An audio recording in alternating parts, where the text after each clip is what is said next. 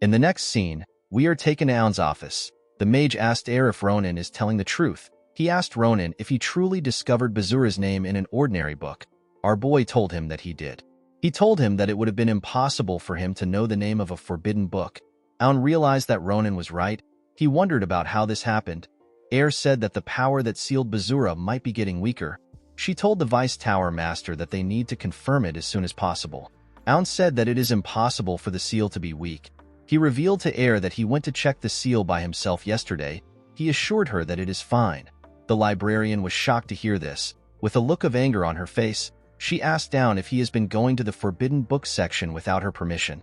She reminded him that only the Tower Master and she may accompany him to that section because of how dangerous the forbidden books are. She said that she cannot ignore his behavior.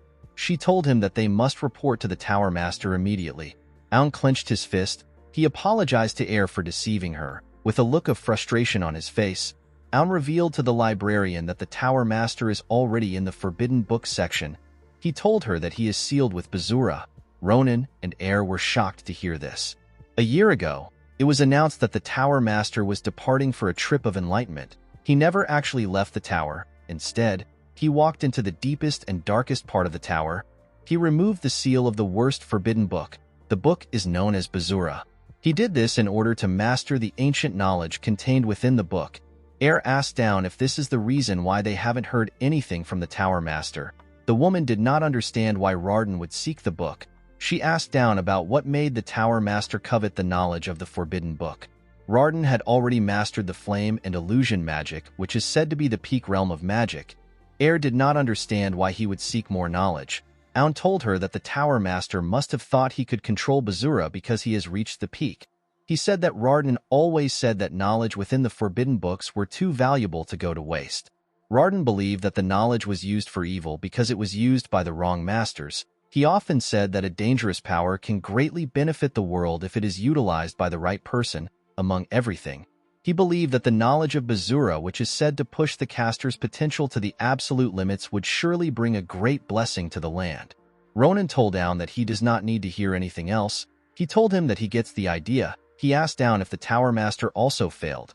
The Vice Tower Master said that they underestimated the power of Bazura. The book had malice that was far beyond what a human could handle. Even Ronan could barely resist its power. This is because it was the ultimate manifestation of extreme demonic power.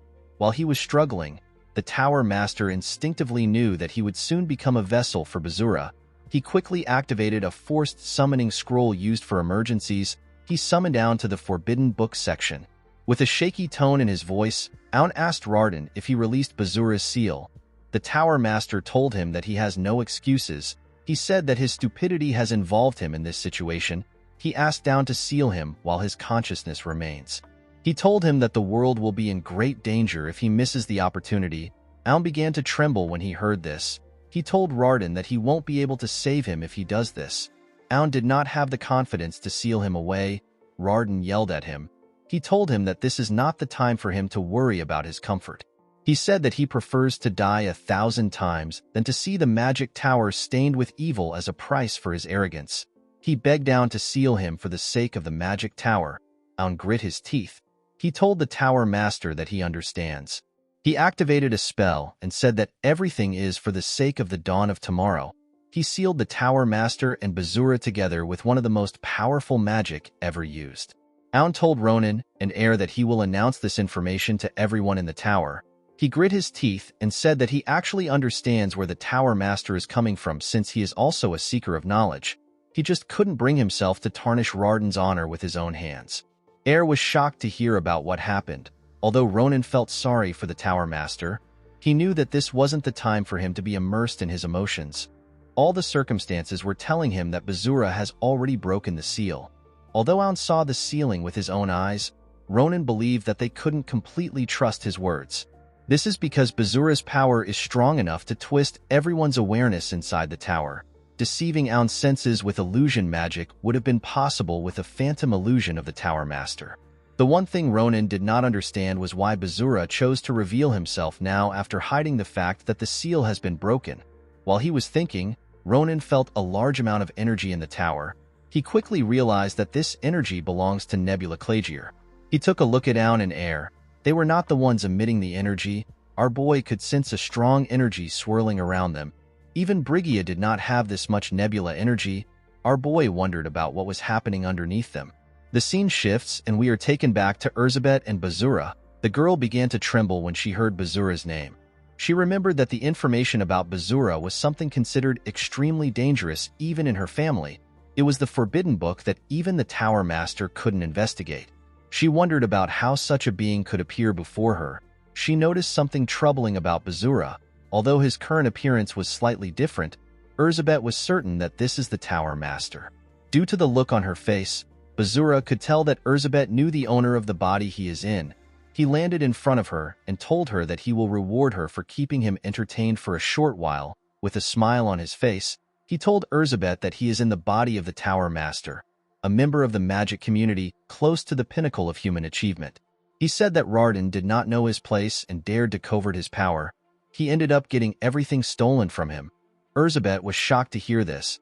Bazura grabbed the girl's chin and told her that Ronan is a fun doll to play with. He told Zabet that the Tower Master is just like her. The girl clenched her fist out of anger. She said that she never expected courtesy from a forbidden book that was sealed a long time ago. She told him that it is rude to grab a lady like this. Zabet decided to rationally think of her situation. She knew that if this is the Bazura she has heard of, she and the entire Magic Tower don't have any chance of winning. Due to this, the girl became suspicious. She wondered why such a strong entity was using this petty backdoor scheme. He could have just stepped in himself and ended everything. Zabet smiled when she understood the situation. She said that she finds it laughable that an esteemed dark entity was hiding behind Cheyenne, who is 10 years old. She said that Bazura must have been the one responsible for the attack on the airship. With a smile on her face, Zabet told Bazura that he would not have needed to do any of this if he has truly regained his power. She came to the conclusion that Bazura is in an unstable and risky state to step into the world. Bazura began to laugh when he heard this. He told the girl that she is half correct. He attacked her with his magic. Several spikes were sticking out of her body. He told Zabet that he actually needs more time. He revealed to her that Ronan's consciousness is resisting his power even as they speak. He said that he is putting in a lot of effort to completely merge with the Tower Master. The moment he said this, fire appeared on his hand. He said that Ronan is desperately trying to burn his own body whenever he gets the slightest opening. Although he found it pathetic, it was still a big problem for him. Bazura removed the fire. He said that the time has come for all this bothersome things to end. He said that a shining vessel that is incomparable to Ronan has appeared. Zabet asked him about the vessel he is referring to. With an evil smile on his face, Bazura said that Ronan will be his true beginning and his ultimate completion. According to Bazura, Ronan has a uselessly strong mind. Although it is a hassle to suppress his mind, it is a problem that can be solved with a bit of time. Bazura said that he is exerting so much efforts towards an old pathetic body that he isn't fond of. However, he has no choice but to use the body. While he was getting rid of Ronan's consciousness, he targeted an airship to remove his boredom and provoke a signal of war. With a smile on his face, Bazura said that he discovered something as if it was destiny. He discovered a fresh and radiant body that was incomparable to Ronan. The body had an overwhelming latent power. At first, Bazura doubted his own eyes. He had never seen a treasure like this even after searching for hundreds of years. After a few days of careful observation, Bazura decided to bestow upon Ronan the honor of becoming his vessel. He told Zabet that the war between the two families is nothing more than a boring matter. He said that it wasn't a complete waste of time because he found a vessel with such an excellent latent power. He told Zabet that she is the vessel. He snapped his fingers and told the girl that she is too precious to be used for amusement. Several hands made out of his dark energy came out of the ground. The hands grabbed Zabet and held her down. Bazura told the girl that he is going to generously grant her mercy and give her an offer. He asked Zabet if she will pledge her loyalty to him and become his servant. He gave Cheyenne a dagger and asked Zabet if she will rather die by Cheyenne's hands and spark the flames of war that will burn down the empire. With an evil smile on his face, Bazura asked the girl to make her choice. Zabet became nervous. She tried to break free from the restraint, but she was not strong enough. With a smile on her face, she told Bazura that he has a poor sense of awareness for someone who has lived for a long time. She asked him to tell her why he thought that she would be swayed by such options. She asked Bazura to kill her. She said that anyone who is scared of death doesn't have the right to bear the Akalugia name. She asked him to do what he wants. She assured him that nothing will go as he wishes. Bazura stopped smiling when he heard this. He called Zabet a boring girl. He said that his interest is gone now. He moved his finger and asked her to die. The moment he moved his finger, Cheyenne took a stance. Before the dagger could touch Zabet, Ronan broke into the realm they were in. He quickly charged at Cheyenne. He grabbed her hand and called out to Zabet. The girl was shocked to see him. He referred to Cheyenne as a vaguely familiar child. He told the two girls that they owe him. Bazura wondered about how Ronan was able to get there. Our boy turned around and tore Bazura apart. He did not know when he got beheaded. All he knew was that everything was upside down. He could not believe that Ronan actually broke through Rarden's illusion that has been enhanced by his power. Even though it had no physical form, Bazura still believed that it would have been hard to break through it. He smiled when he looked at Ronan's back. He was happy to see that his vessel was so outstanding. As the illusion slowly cleared up, Aun and Air arrived at the training ground. They could not believe that Ronan was right when he said that the entire training ground was blocked with recognition-inhibiting magic.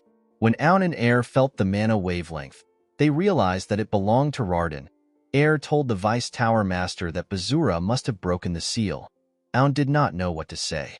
Air suggested that they summon all the mages of the magic tower in order to come up with a countermeasure. Zabet laughed as she laid on the ground.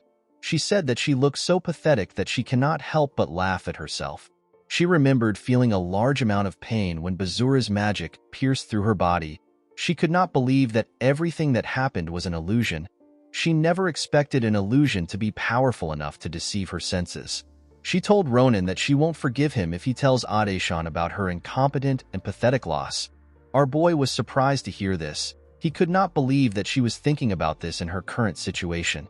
He asked her if the girl next to her is truly Shelefin's little sister. Zabet said that she is. Cheyenne is very talented in magic, so she started studying in the tower at an early age.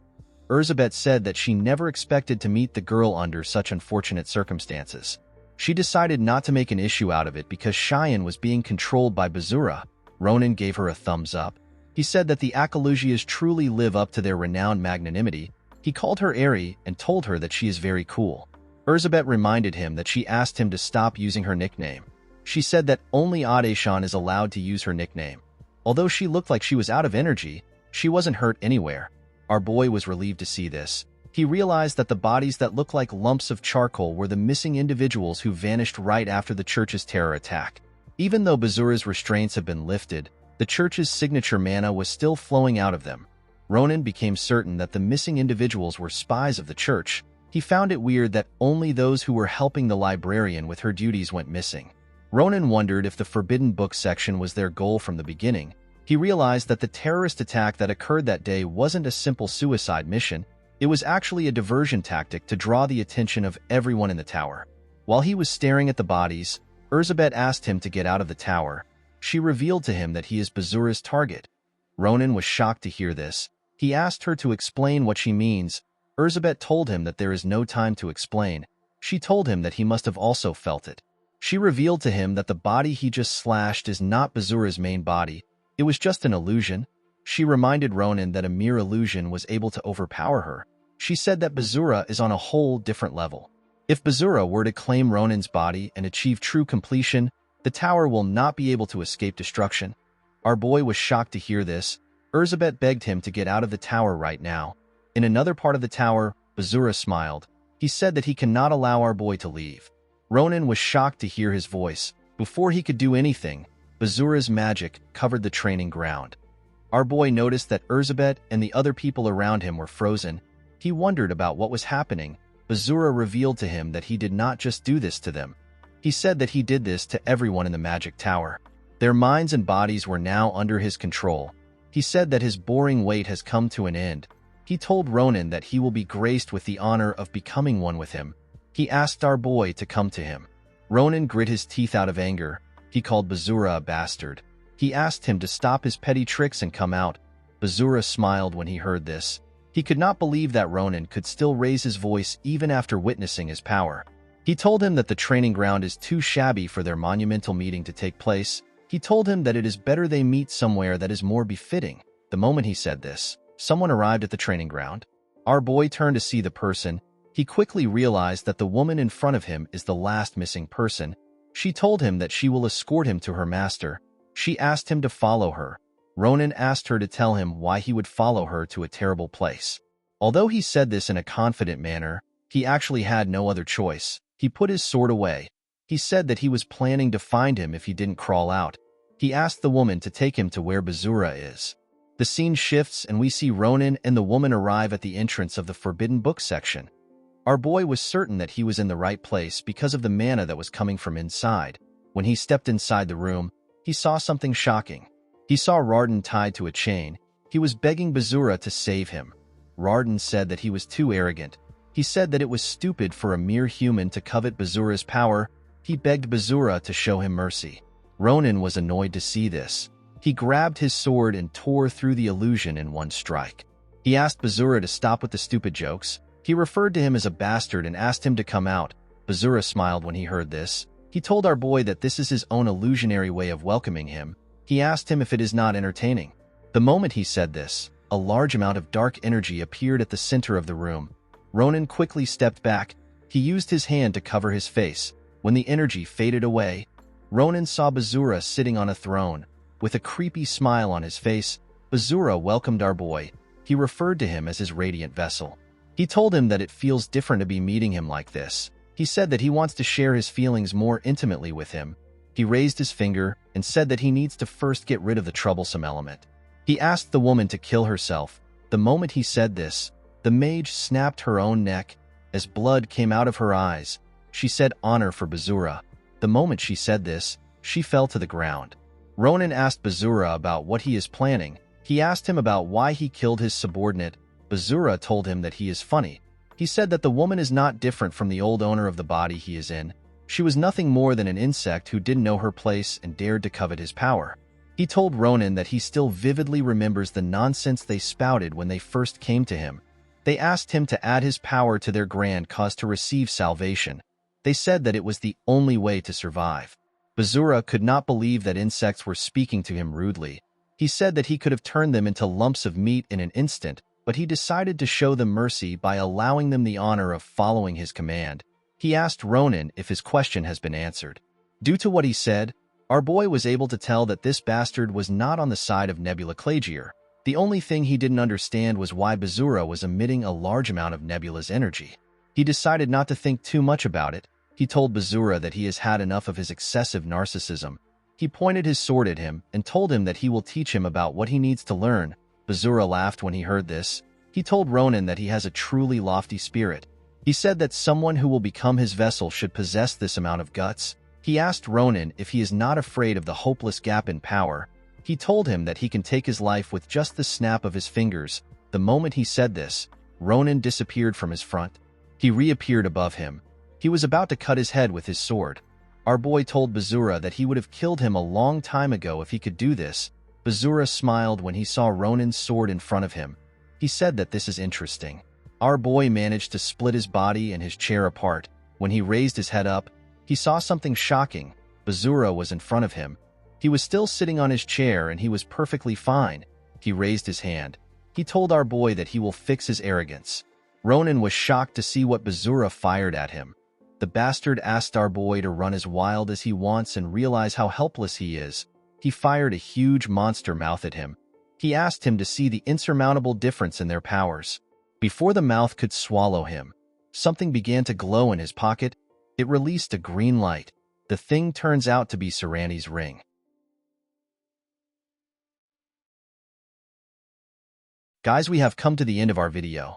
If you guys want more of this recap, let me know in the comments section. Don't forget to like and smash that subscribe button for more recaps. See you guys later.